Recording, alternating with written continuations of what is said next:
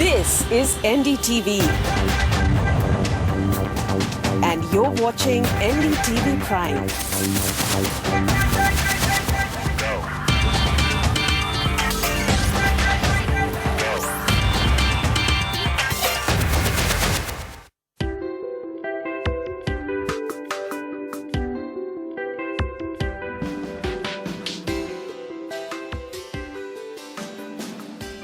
Well, it's that time of the year. It's March, early March in fact, and the same time where there's so much focus on women. In fact, an entire day, we are told, also devoted to celebrating women, their achievements, recognizing their challenges and hopefully looking for solutions. But this year, keeping all the platitudes and lip service apart, we thought that we'll get those who are running their own companies, women who are entrepreneurs and who have blazed new trails. And what do they think about being a woman in India's entrepreneurial space? Let me introduce my very special panel to you. We'll start with Anu Acharya, founder and CEO of Mapmygenome, a Hyderabad-based DNA and gene testing company.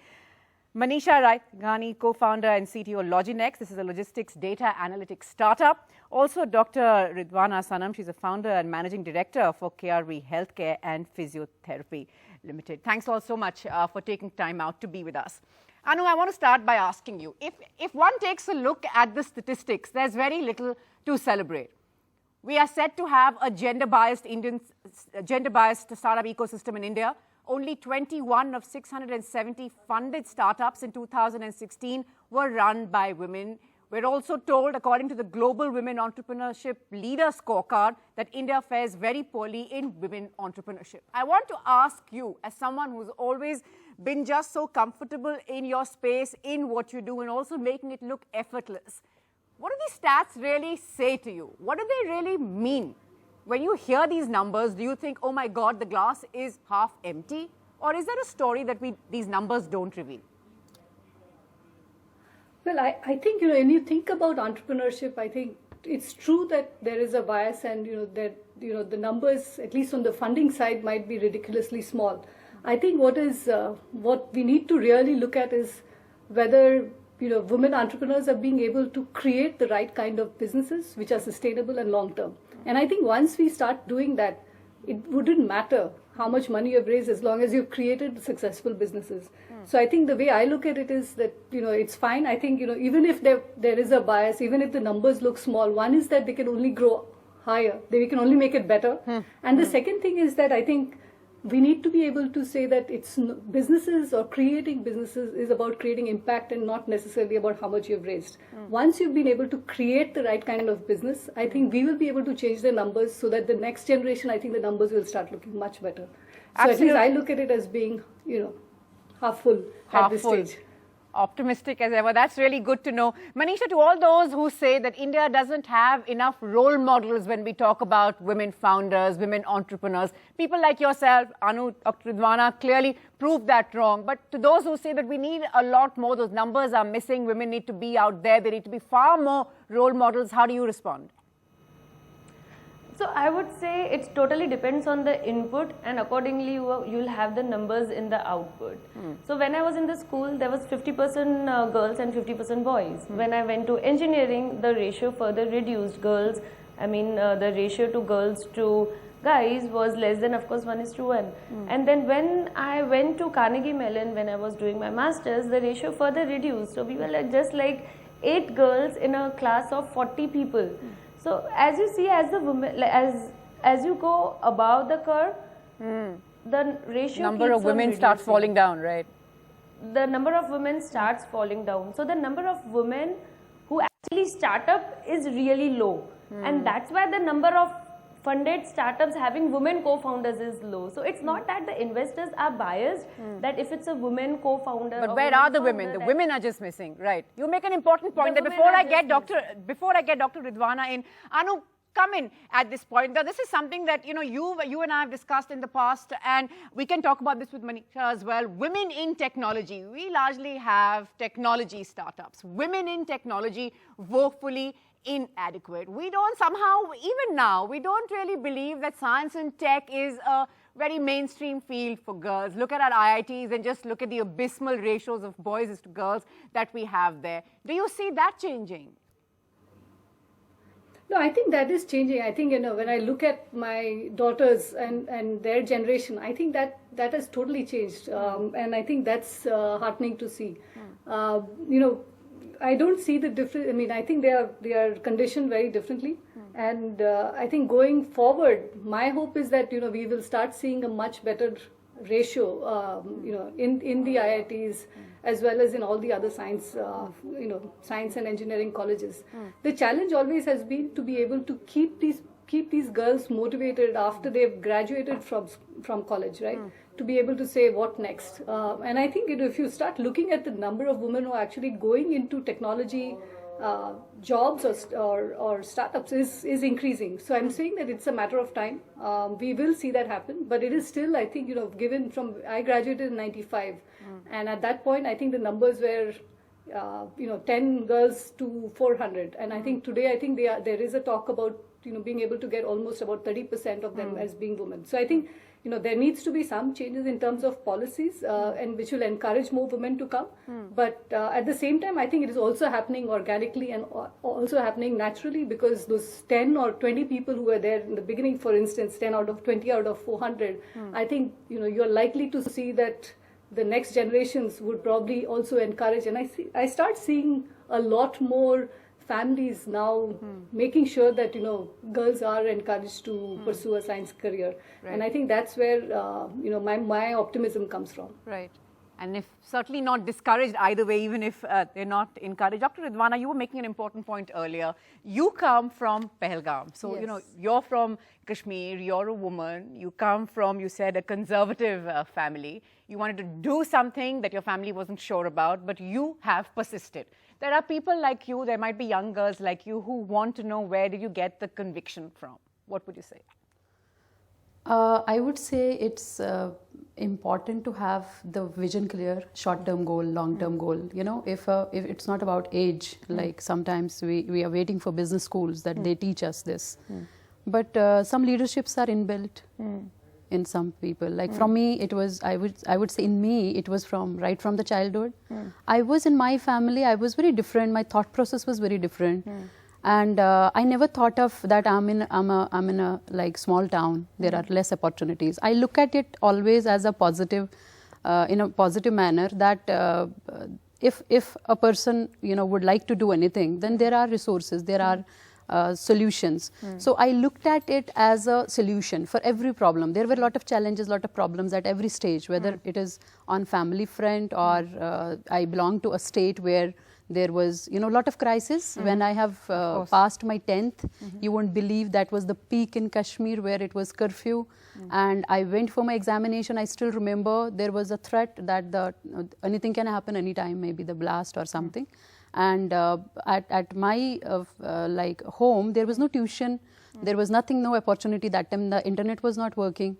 So in those, I would say at that time also that something in me was not to look at it, to blame my parents that they are not able to provide me the tuitions. I'm not able to study because of the circumstances, what is happening there in the Jammu and Kashmir. So I was more focused on my books, my career, that I need to get these many marks. I have to top this year.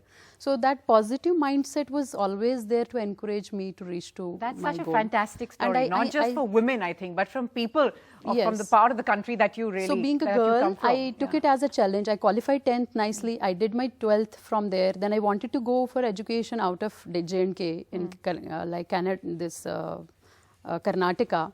So that time the challenge was, in my family, no girl was gone out. Like I was the first girl in family who wanted to, go out of J&K from the state to study for higher studies. So that challenge also, I motivated my parents. They had no knowledge actually about this profession. But they supported you. Yes. That says a lot about them as well. They may have been concerned, but they backed you. The best support was even, it was like sort of, they had trust on me. Whatever she's going to do will be definitely good for her. They said, we can trust you, but rest is your decision. You take your decision. Right, and of course, I'm sure that you made them very proud. Manisha, come in here. Among the people that you say that you look up to include Sheryl Sandberg. Now, in that fascinating book of hers, Lean In, she talks very eloquently about what's holding women back. And something that she speaks extensively about is very often it's also the role played by other women. It's almost become a cliche now to say that. But do you believe that we need women leaders to encourage women like themselves? Because that's another point of a big debate. There are those who say, no, if you are a woman leader, you've got to make sure that you're taking in people on the basis of their strengths and skills only and not gender. So India as a society is considered to be very constrained for women. And if there are more and more examples of women leadership, then more families will be more comfortable to, send their daughters, send their kids to maybe do further studies, especially in tech and science. As we have seen, there are very few women. So the industry that we work in is a logistics industry, and that is like purely male-dominated society. Now, whenever we have meetings, we go for, CIO, CEOs meetings. So I am the only one in the entire conference room who has a voice of a girl.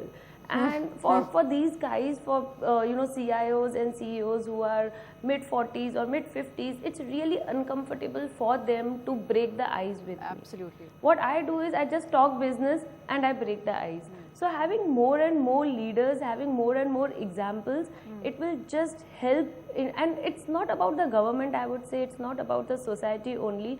Because even in the US, if you see, absolutely, the numbers are pretty Sheryl pathetic Sandberg, there too. There's a lean-in circle she runs, and that too in the most developed nation. So it's not only about India, it's just, I would say, a myth in general that women leadership is glass half empty. If you look at the achievements, is as good as the men.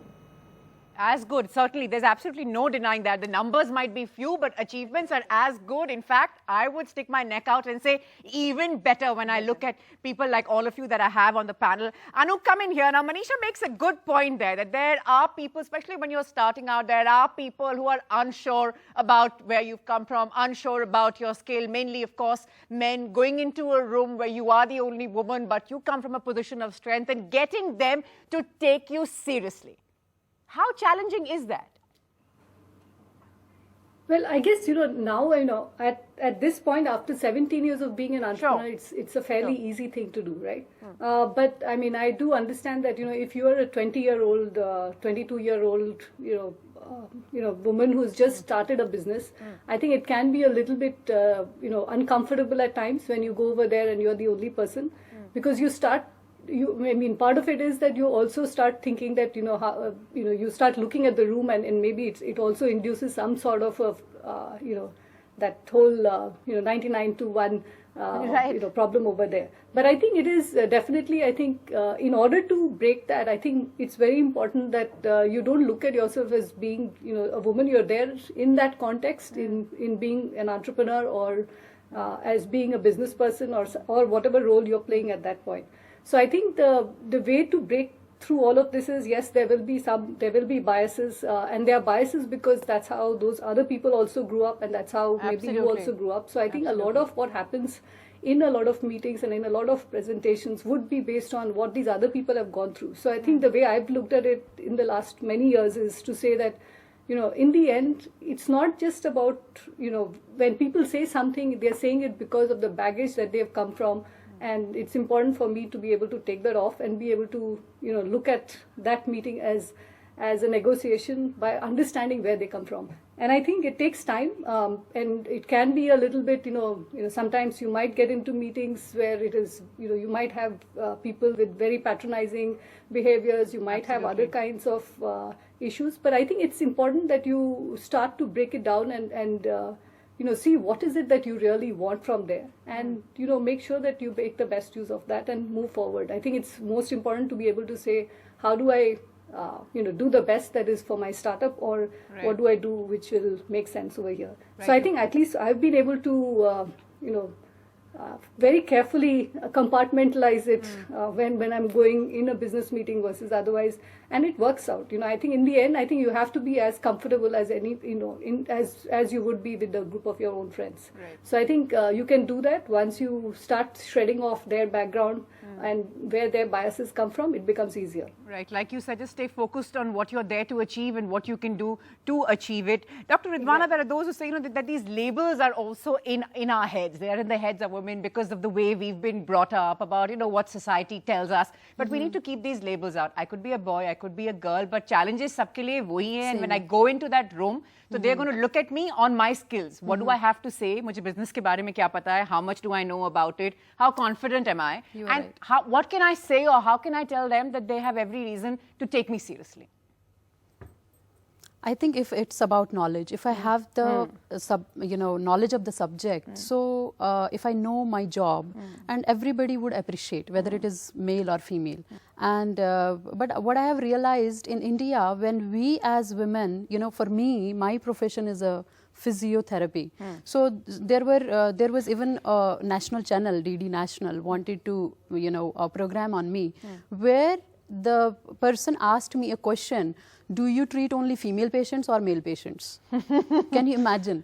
So, and we talk about the women empowerment. Mindset that we are not able to break out of. So what happened? What was your response? My response was, I am just seeing a the patient, doctor, healer. Am I right? I have to just see the patient. Patient is a patient, and it's just the relationship between the doctor and patient. So how could I be biased if somebody is in pain, or there I have to stop a surgery because I am surgery prevented department. I prevent surgeries. So I said it's a big challenge for me. So I have to more focus on my knowledge. It's just the patient. It's just a human body in front of me. A patient is a patient. I agree entirely. So I would say, but when it was about the meeting with investors, I would say the networking and all, and when there are business meets, and I could realize in my profession, I was a single lady always.